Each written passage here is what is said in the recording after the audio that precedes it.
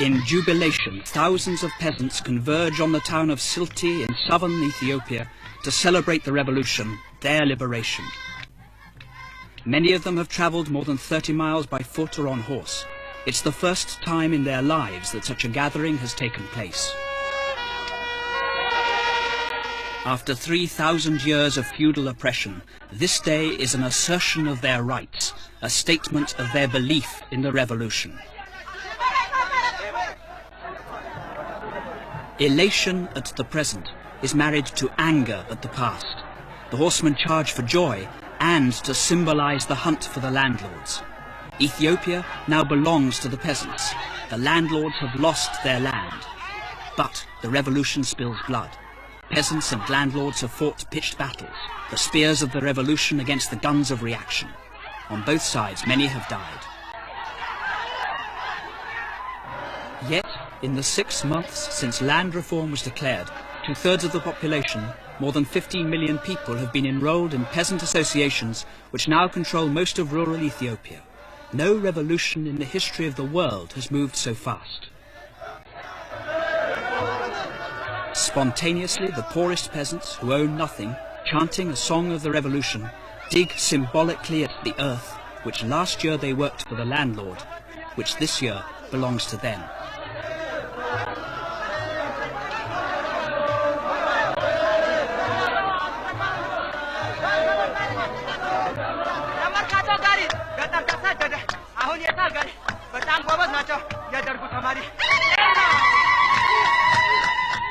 Women, who were slaves not only of the landlord, but of their husbands, who were forbidden to appear in public, celebrate their liberation too. Like the men, every woman in Ethiopia is now entitled to a share of the land.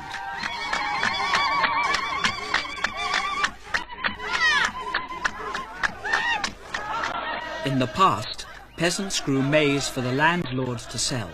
The landlord grew rich, the peasants hungry. Now the maize is theirs.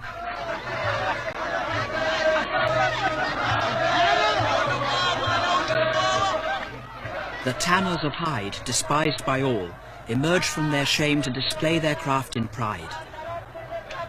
The delicate skills of the women were despised too. They worked in their huts unseen, married at the age of 10 and rejected, divorced on a whim by the age of 20.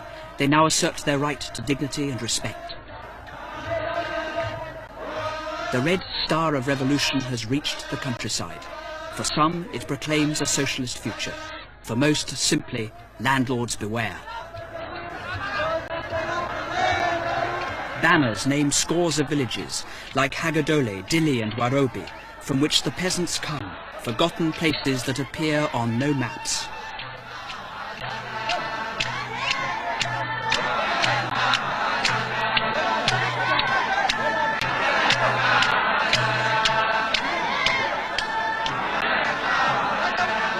They proclaim slogans too. Land to the tiller, down with the landlord. There are no serfs now. We must struggle for freedom.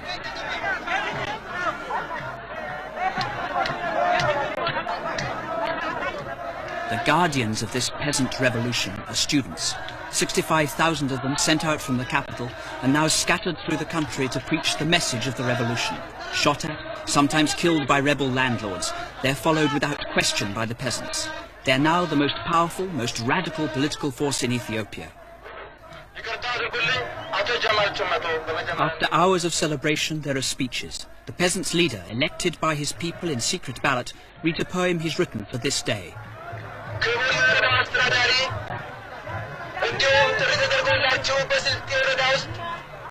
It's a plea for the future. Once he says, we died of hunger, we suffered poverty, we were ignored, we were oppressed. Oh landlords, he says, do not fight us, forget the past, let's work together.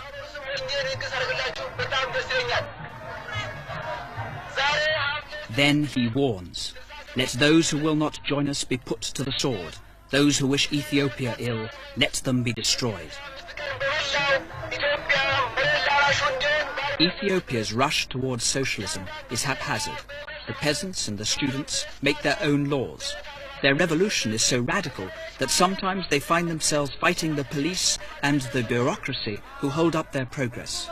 Critics who don't like what's happening claim that the revolution is loosing anarchy upon the land.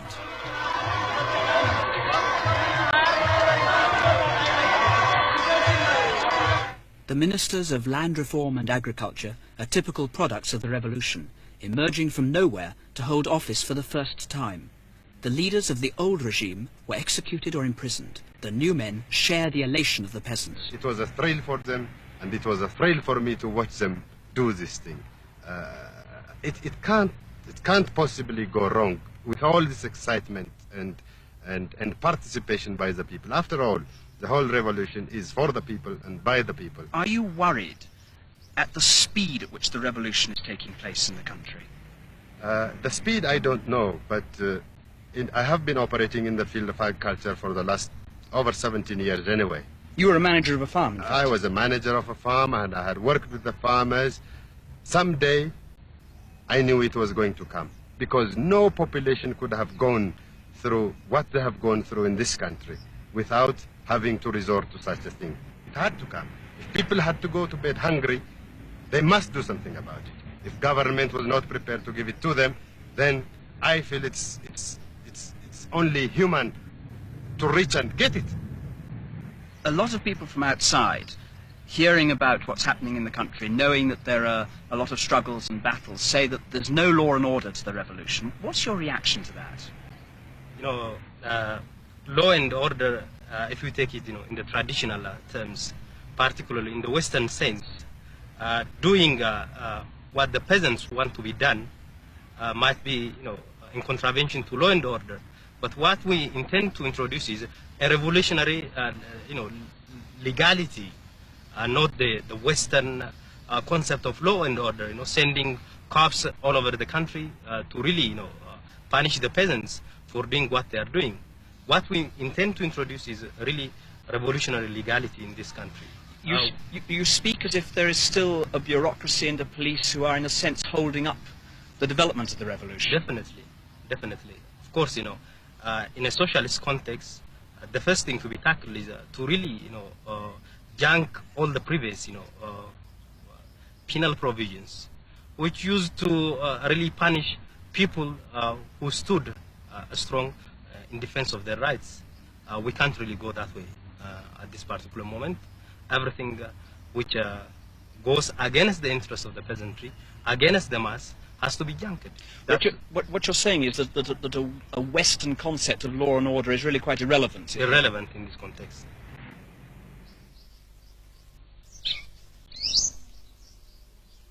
For centuries, village life in Ethiopia did not change. Here, a few miles from the peasants' rally, the people still live on the edge of starvation.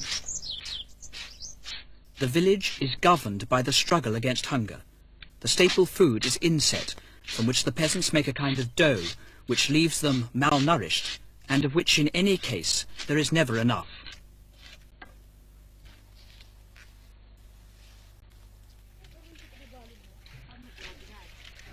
The region lacks water. In the dry season, women make a 5-hour journey to this spring to collect a day's supply of water for the family, a walk of 10 hours every day. The water holds dirty and breeds disease. In Ethiopia, 80% of the people have no access to medicine. The sick cure themselves or die.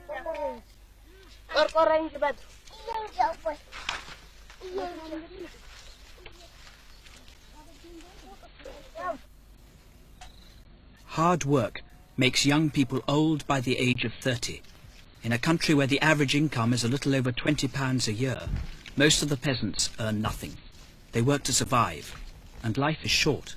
To live past the age of 40 is to defy the odds against survival. To succeed, the revolution must end such misery. Would you ask the old man first, please, Kadir, what it was like here, living under the control of the landlord? درو بالباتي تشبنا وقت أكلوت إتايمات كذا أين كنت نبرنا رأي نبارتام أين كنا يوانا وقت من السال أنا وقص the what is to be asked about our condition in the past, our suffering we have been undergoing. حد إندراسي أنا نجزاش. So he says everything we have. everything we have, we used to give it to the landlord. We used to work for him, and we used to give in cash as well as in kind to the landlord, besides giving our labor. I mean, working, farming for him. Did they do that with fear? Were they frightened of the landlord, or did they just know that he was very powerful and therefore that was the system and they had to obey him? لوت تاززوني ناري وان بفروتن ويالي وقتي منغستي لون تبامونن ويوان لتفرم يعني وان كسراش منغستي عالم كلش منغستيت ما جيجينا we never knew about the existence of a government. We were just afraid of him. Nobody was here to take us to the government. They didn't know about the government? They didn't know. They said they were not aware of the existence of a government because they only know the landlord. We were never taken. We were not allowed to go beyond the Warada. That's out of the local district. Out of the local district. If we go beyond that, you just tie us, and we were used to slash. We were being slashed by beaten by the landlord. So you didn't go out of the village, out of the area at all? No, never. How do they think the situation is changed now? أكو يالي جز وقت تغير يتغير عينك يتغير مثلا لا لا لا أكو شكر لغوشتنا نستجن لي سجدنا مني وكاني كش ليل ونهار لي نسجدون أنا نقول. So he's saying that this is thanks to God that we have got to pray day and night for what has come this time. At least our voice is being heard now. It is not being buried. Our voice is being heard. One, the second thing is now we are at rest. We are no longer nagged by the landlord. ولي أوجي كان أباكم بران إنداكم دفران. In the past we were ignorant. We never knew about our rights. Now we are aware of our rights, and that not only men but also women, and all of us know our rights that we go and demand. يماي مدمدم أمارين مرتكي دارا مدمدم. What is she saying, the old lady? The old lady is saying that we have been kept under, we were buried, and now even to talk, what do we have to talk? Are we educated? Are we learned? So we are ignorant. What do you ask us to speak? So it was dark for us. What do you have to ask? It was dark for us, but hereafter, I think our eyes are opened, and we are hoping for the better. Can you ask them what would happen if a landlord came back into this village now? We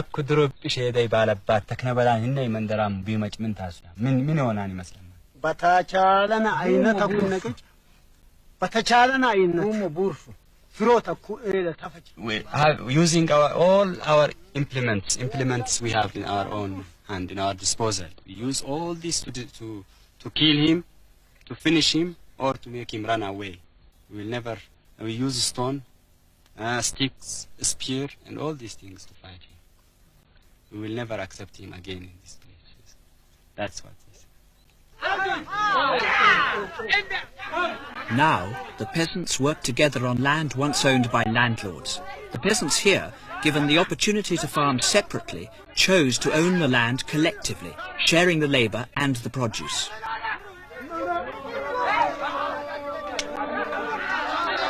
Their mentors, the students, join them in the fields, even learning with some difficulty how to wield a plough. Trusted by the peasants, they explain about exploitation and oppression. Revealing buried truths about the past, their message for the future is absorbed without question.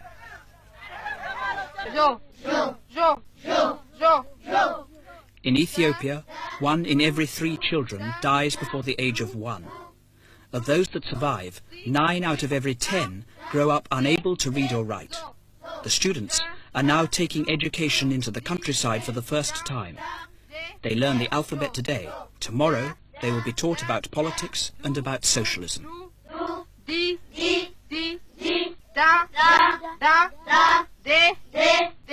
These children of the revolution will grow up in a country profoundly different from the one which their parents knew. The intention of the government is really to transform rural Ethiopia into some sort of a socialist agriculture. We really don't want to give the peasant piece of land and tell them that this is the end of the story. We really want to educate, to persuade them that until such time that the rural sector is really structured in a form of a socialist agriculture, we won't really conquer the problems that we are encountering. Actually, one time in the history of Ethiopia, we think to see collective farms in all parts of the country. When you say collective farms, do you mean on the Chinese model, more or less? On the Chinese model, more or less. Does that mean that you have to superimpose on that a Chinese-style ideology, that the political forms must reflect that economic model? Definitely, the way I see it, the structure is really the economic base, the politics and the ideology, the superstructure. If we really want to go to collectives, definitely, that is an inevitable, choice. We are going to more or less follow the ideology, correlating it with the Ethiopian, particular Ethiopian, situations.